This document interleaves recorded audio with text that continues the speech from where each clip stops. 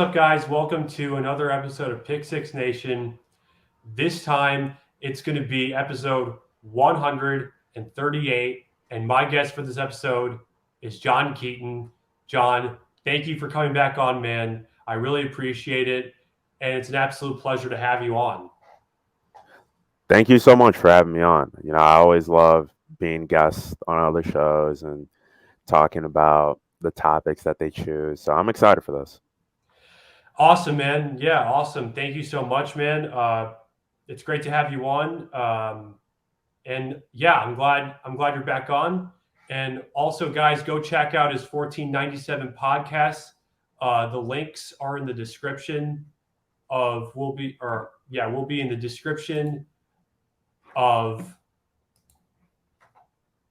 this episode. We have the TikTok and Instagram linked in the description, or at least it will be in for the episode. So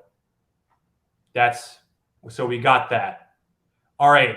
Now let's talk about our topics for this episode. We have the NFL blames the Eagles and Chiefs players in Super Bowl 57 for wearing the wrong cleats. Damar Hamlin throws the first pitch at Yankee Stadium. Foster Moreau in full remission from Hodgkin's lymphoma. Josh Allen on Stefon Diggs' minicamp absence. Darrelle Revis Mom will present him for the Hall of Fame. And DeAndre Hopkins says that he will retire when he is no longer a 1,000-yard receiver. All right, now let's go to NFL blames the Eagles and Chiefs players in Super Bowl 57 for wearing the wrong cleats. I mean, come on, NFL. Come on. Just that's so annoying from the NFL because it was very clear to everyone watching that the fields, that it just wasn't all there. It was very clear. CJ Gardner-Johnson, he had to go through 3 cleats. I mean, we can pull up, I think it was his tweet. John, what are your thoughts on all of this? I think it's crazy. The NFL is just trying to find an excuse because they put all this money towards making this field, and then they put all this time towards making this field, and then this field just didn't work for the players. Obviously, they couldn't keep their footing. Everyone was slipping. You had to constantly change cleats. I don't blame it on the players at all because throughout that Yeah. preparation, you're as the NFL, because it's the biggest game of the year. It's the biggest game for your commissioner, or not your commissioner. It's your biggest game for your league, and not only that, it's the biggest game for those players in their lives. So you're doing everything you can to communicate with the coaches, the general managers, the team, everyone from the team about the proper safety of the whole event, from what they should wear and everything like that. So I just thought it was crazy. Yeah, you're 100% spot on. And we have an article. This is from heavy.com. This is from heavy.com, and it's titled Lions Safety Fires Shot at NFL After Controversial Report. And the article is by Nathan Doherty. Doherty? I hope I'm saying that right. And it says in the article, even after leaving the Philadelphia Eagles to join the Detroit Lions, CJ Gardner-Johnson isn't quite ready to put the controversy of last season's Super Bowl to rest. The safety spoke out on July 3rd in response to a report about the playing conditions during Super Bowl. It's during Super Bowl 57, where players complained about a poor playing surface and several struggled to keep their footing. Gardner-Johnson clapped back at a report claiming that the league blamed the issue on players not wearing the proper cleats, pointing a finger back at the NFL and suggesting that the Eagles may have had a better chance to win under better field conditions. Lions safety refutes NFL report. And it says, well, this is more on the article. Eagles defensive end Brandon Graham recently revisited the controversy over the Super Bowl plane surface, saying it was a blessing to the Kansas City Chiefs offensive line. That led Pro Football Talk's Mike Florio to report that the league privately blames the players for not properly preparing. The NFL has an unofficial excuse for the situation, one that has been communicated when owners ask about it, Florio wrote. Per a league source, the league blames the players for not wearing the right shoes. And then it says later in the article, the report generated some controversy, with Florio appearing to cast doubt on the rationale from the league and noting that the Eagles actually changed cleats during the game but still struggled to find proper footing. Gardner Johnson sounded off on Monday, pushing back on the idea that the players' equipment was to blame. Man, pre-game, I went through 3 different cleats, exclamation point. That's in quotes. The man from man to cleats, and then the double exclamation points. That's in quotes. He tweeted, "Even the studs wasn't working. Explain that, please." And then the quote, or there's another quote, and it goes from even to please. Beginning quote starts at even, and then there's an end quote after please. So, and then it also attaches CJ Gardner Johnson's quote tweet, to the ML Football's tweet. ML Football's tweet reads, report : the hashtag NFL privately blamed the slipping and sliding in Super Bowl 57 on the players wearing the wrong cleats per at Pro Football Talk. There's an emoji in CJ Gardner Johnson's tweet. I'm going to try and get that emoji right now. Oh my God, I'm trying to find it. John, hang on 1 second, man. All good. Take your time. Thank you. Just trying to copy and paste it. This is unbelievable.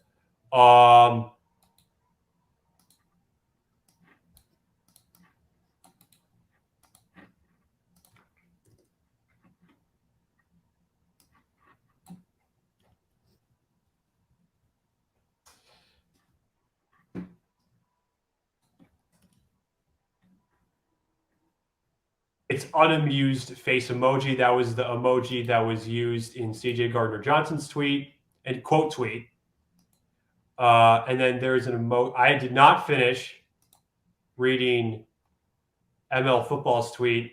I'm trying to find the emoji for that as well. Let me go find that.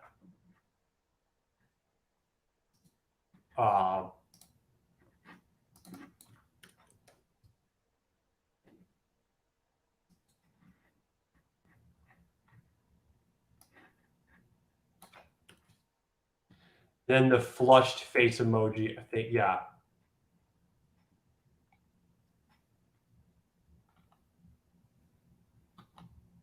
Yeah, it's a flushed face emoji. We got the emoji, and then the tweet also follows with, quote, the NFL has an unofficial excuse for the situation, one that has been communicated when owners ask about it, quote, period, end quote. A league source tells Mike Florio that the league blames the players for not wearing the right shoes, despite the hashtag Eagles changing their cleats. Yeah, that's the end of ML Football's tweet.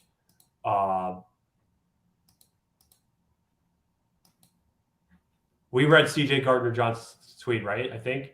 Did we got that? All right, cool. We got that. I mean, John, the NFL needs to get their shit together. They really do. That's such bull. From the NFL. They need to get it together. And we also have another article regarding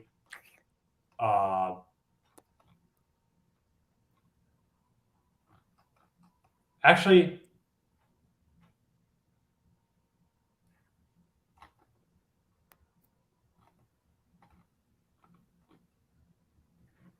Actually, I think we're good on this situation. John, anything else you want to really touch on here? Nah, I think we touched on everything.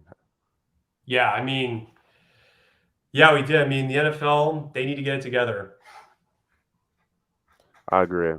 I agree. Awesome. Awesome. Yeah, I think we got that there. Anything else you want to talk about? Nah. All right, cool. Now let's go to Damar Hamlin throws first pitch at Yankee Stadium. That's awesome. This is the first pitch for the Yankees game on July 3rd against the Baltimore Orioles. I mean, he helped the Yankees. He threw the first pitch of that game. That's awesome. Really awesome to see that. Just the progress he's made, and also he was honored by the New York Yankees. It was for the 14th edition of their Hope Week, which is really nice to see that. That stands for helping others persevere and excel. So nice to see that. He helped the Yankees he taught the Yankees CPR, and we have an article on this story, and it's called Damar Hamlin Helps Teach Yankees CPR Class 6 Months After On-Field Cardiac Arrest. And the article is by Ryan Morick, and it's on Fox News. And this is how it goes. This is how the article goes. The New York Yankees honored Damar Hamlin as part of the 14th edition of their Hope Week, helping others persevere and excel. That part is in parentheses on Monday. Hamlin has become a household name, but it didn't exactly occur the way he had hoped. The Buffalo Bills safety went into cardiac arrest after making a routine tackle on January 2nd on Monday Night Football. The Monday Night Football is in quotes. Trainers administered CPR for 9 minutes on the then 24-year-old, and when he was first admitted into the hospital, he was in critical condition. But 6 months and a day later, he's spreading awareness on what saved his life. And it also says in the article, Hamlin, members of the American Heart Association and NYC Public School Athletic Leagues, and Sarah Taffet, a former Fordham softball player who, too, needed CPR during a game after she was tagged in the chest, made the trip to the Bronx to teach CPR to members. I think it's trying to say members of the Yankees. So, yeah, that's awesome. That's really awesome. Glad to see the progress that Damar Hamlin has made. Just really nice that he's helping out the Yankees with CPR. Really nice to see that. John? Yeah, I love it. It's wholesome. It's beautiful. It's 100%. every adjective to describe something as beautiful to watch, because it's just tear choking, and like I mean 100%. that in a way of like we've seen the journey that he has been going on with what happened at Cincinnati and then everything after that, and how he's just revolving not just himself, but he's revolving a nation. And now it sucks that it takes tragedies to make people pay more attention to what's going on with, like, whether it's mental illness, health, whatever. But I'm glad that Damar Hamlin is getting 100% healthy. I'm also happy that he threw the first pitch for the Yankees, and I really love what New York is doing with the camaraderie that they have throughout the whole city, making sure that making sure that Damar Hamlin is getting the help that he gets, and making sure that they're helping his foundation and the kids in his foundation and then the people in his foundation. So I just love everything around it. It just makes me so happy. Yeah, John, absolutely, man. I couldn't agree with you more on that. That's so spot on. That is so spot on. I think we got that there. John, anything else you want to touch on regarding Damar Hamlin? Nah, I think we got everything there. All right, awesome. Now let's go to Foster Moreau or Foster Moreau in full remission from Hodgkin's lymphoma. That's awesome news. Awesome update on Foster Moreau. Really nice to see that. John? Like you said, it's just great seeing people recover from diseases because it just gives you more hope. It gives you more motivation, gives you more determination. And when you see people make these amazing recoveries, whether it's from cancer or like any traumatic disease or any disease in general, it just makes you want to motivate yourself to do whatever you put your mind towards because it's such an amazing thing. I love it. 100%. 100%, man. I couldn't agree with you more. Couldn't agree with you more on that, man. I really could not. Yeah. So nice to see that he is in full remission. So nice to see that. John, anything else you want to touch on regarding Foster Moreau? Now Moreau? we hit all the main points in that one too. All right. Awesome. Great. Now let's go to Josh Allen on Stefon Diggs' minicamp absence. He went on Bussin' with the Boys. He said, I like how he said that the media totally blew Stefon Diggs' situation out of proportion. Really nice to see Josh Allen saying that. I like that he said. I like that he said that. Yeah, I like I said or like I told my homies, I was like, it's not gonna be a big deal because at the end of the day, I get why Stefan is mad because he wants to win. Every player Hundred wants to percent. win. 100%, And man.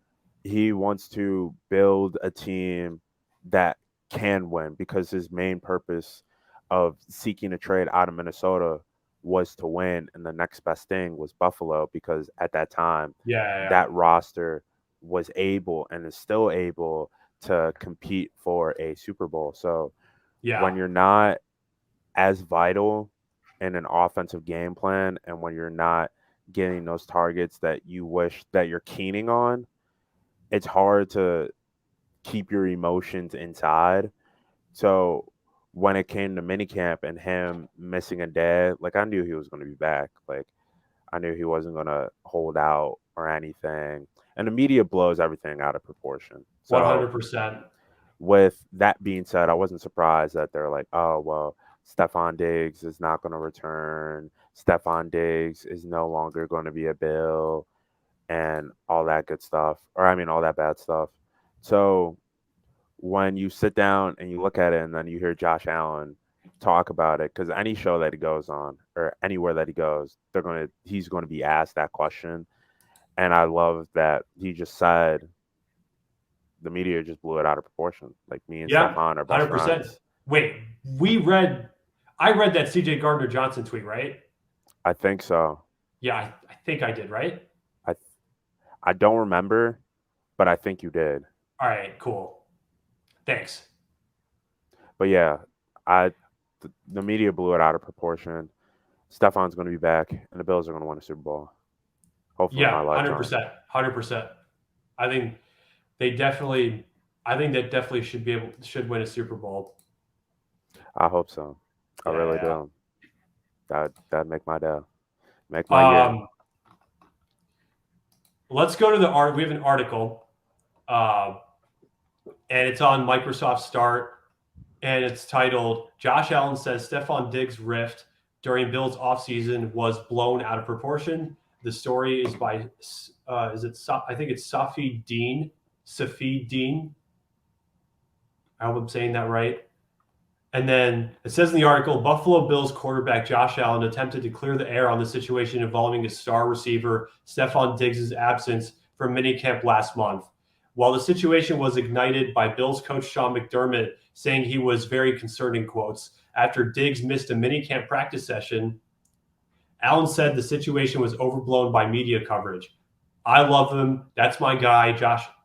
I love him. That's my guy. Allen said of Diggs on the Bussin' with the Boys podcast by Barstool Sports. The media has blown this so far out of proportion. We are in rookie or mini camp. We're not playing a game for 4 months. He doesn't show up for one day. He's still there. Coach asked him to go home. They're in talks. They're trying to resolve some things. It wasn't anything major. And in parentheses, media blew it up. They're still talking about it. Let it go. There's no reason to continue talking about it. That's awesome. I agree. mean, really, he does a really nice job of clearing that situation up. Yeah, I think he did a really nice. He did a really nice job of clearing that situation up. Yeah, he John, did. anything? Wait, what were you saying? I'm sorry. No, go ahead. Go ahead. I think we got that regarding Josh Allen's. Josh Allen talking about Stefon Diggs' situation. Anything else you want to touch on? Nah, we got it. We got it. All right, awesome. Thank you. Now let's go to Darrelle Revis' mom. We'll present him for the Hall of Fame. That's awesome. Darrelle Revis will be inducted in. He will be inducted into the Pro Football Hall of Fame next month. That's awesome. What a hell of a career he had. His mom, Dianaaskew,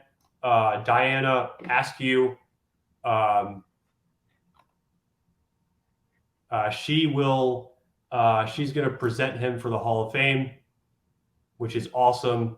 Nice to see that. And we have an article on this story, and it's on sports.yahoo.com, and it's titled Darrelle Revis' Mom to Present Him for Hall of Fame. And it's by Pro Football Talk on NBC Sports. And it says in the article, Darrelle Revis chose his mother, Dianaaskew, I think, to present him for his induction into the Pro Football Hall of Fame next month. Revis is part of the class of 2023. He repeatedly, it says in the article, Darrelle Revis chose his mother, Dianaaskew, to present him for his induction into the Pro Football Hall of Fame next month. Revis is part of the class of 2023. He repeatedly has mentioned Askew's influence steering him in the right direction. Her support continues every day, he said, according to the Hall of Fame. This is awesome. That was part of the article. That's awesome. I mean, really awesome. What a hell of a career Darrelle Revis had. Revis Island. I mean, just what an awesome career he had. I'm just easily one of the best corners to ever grace football. And that's awesome that his mom will present him for the Hall of Fame. Yeah, one of the greatest stretches like a corner has ever had against top tier receivers, like Randy Moss, I think Andre Johnson, Des Bryant, maybe I think, He may have. and then there's some more receivers, but I forgot. And it was just crazy because he held like all of them to like an 89 or 96 yards within a span of like that whole time period he played them. And then it's always cool to receive such a high, and then having your mom being able to represent or not represent, being able, well, yeah, represent and being able to reveal you're going into the Hall of Fame. Like that's like what you dream of as a kid, and now it's coming to reality. So that's dope. Yeah, that's awesome, man. That's so awesome, man. I 100% agree with you on that. Yeah, I think we got it regarding Darrelle Revis' mom, that she's going to present him for the Hall of Fame. Yeah, I think we got everything on that. Anything else you want to touch on? No, sir. All right, cool. Now let's go to DeAndre Hopkins says that he will retire when he is no longer a 1,000-yard receiver. I mean, he's doing great. DeAndre Hopkins, I mean, He is thriving. He posted on Threads. So really nice to see that he said that. I mean, that's awesome regarding DeAndre Hopkins.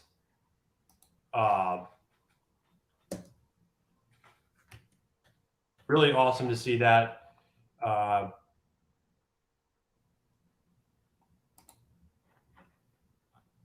Yeah, it's just really nice to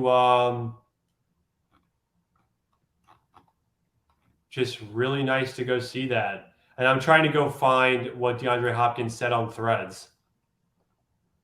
Yeah, he should have retired 2 seasons ago. Finished under 1K yards 2 seasons in a row. Someone's Oh, gonna have come to on. talk to DeAndre about that. They gotta hold him to his own. Stick it to the man. Let me hang on. Darn it, I'm trying to find that. All Trying to good. Take your time. Oh, Take okay, your okay. We time. got it. It's in an article. And yeah, because he could also he also said in the Threads post that he could possibly play till he's 37. So I mean, we have the article. We can just pull that. I have the article and I have it up right now, and it's titled, and it's on Bleacher Report, and it's titled DeAndre Hopkins says he'll retire from NFL when he's no longer a 1,000-yard wide receiver, and that wide receiver is WR. And the article is by Scott Polasek. I think that's how you say it. And it says in the article, free agent wide receiver DeAndre Hopkins still hasn't found his next team, but whichever club signs him can take solace knowing the 31-year-old plans on playing as long as he is productive. And it's also and it says in the article, the post on Threads, and it says, quote, I'll retire from football when I'm not a 1,000-yard receiver. It's 1K dash yard receiver, comma, end quote. He said on Threads, and it also says, quote, start quote, with that said, I was on pace for 1,400 yards last year, dash. I think it's it. Yeah, dash. One significant injury in 11 years. I might be playing till I'm 37 the way I feel, period, end quote. So that's awesome. Really nice to see that. That is the post in that article. Has what it says from DeAndre Hopkins' post on Threads. So nice to see that. I think that's M dash or N dash. Hold on.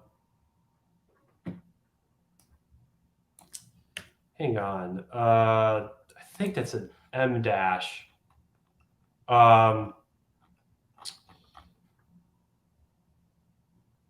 I think it is. Yeah. I think it's an M dash. N dash. Let me see.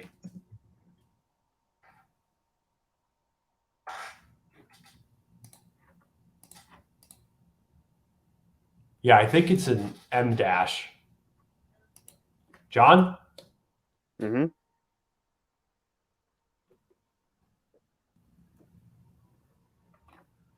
Yeah, I think it's an M dash. M dash.